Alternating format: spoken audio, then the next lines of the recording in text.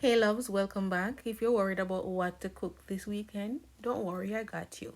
We're gonna cook some stew beef, right, with some rice and peas. I already went ahead and rinsed my meat. I just add a little olive oil on it and I made a fresh batch of green seasoning. If you haven't seen the ingredients for this one, you can go back and check that video. I'm adding 2 tablespoons of that. With this green seasoning blend, you don't need any garlic, any ginger. All of that is packed into the green seasoning blend. Now, I always tell you to use whatever seasoning you have, but I love to use oxtail seasoning when I'm cooking beef. And I'm also adding some jerk powdered seasoning. Now for the color, I'm using caramel, and if you see me use this before, I always tell you it's very black, so I don't use a lot. But you can use your regular Jamaican browning or you can do the burnt sugar, whichever one you prefer to do, just to add that nice rich dark color to your meat. This caramel is very rich, so I have to make sure that it is properly distributed so that all the meat can be fully coated. So I have to rub it in long and hard. But here it is. It has a beautiful dark rich color, and we're gonna go ahead and sear it.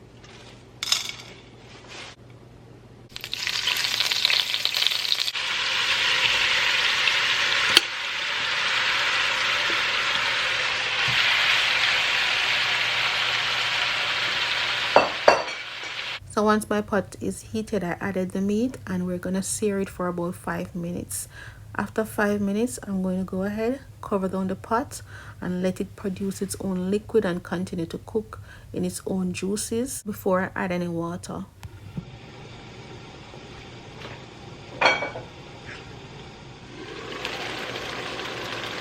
Smells so good. Time to start adding water so that the meat can get to cook and tender to my liking. I know some people like the meat chewy, I like mine really soft.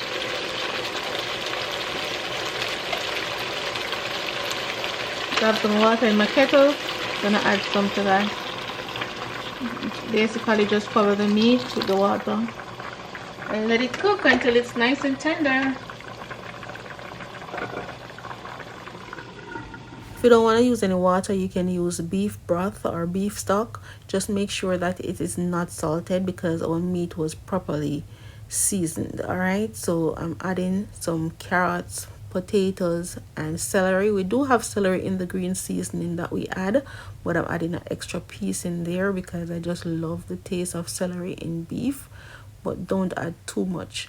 Alright, go ahead, peel and cut to your desired size, and then we'll add it to the pot as soon as the meat is tender. And last but not least, I'm adding a whole tomato. You can use 1 or 2 depending on the amount of beef you're cooking. The beef has been cooking for a while now and it's nice and tender to my liking.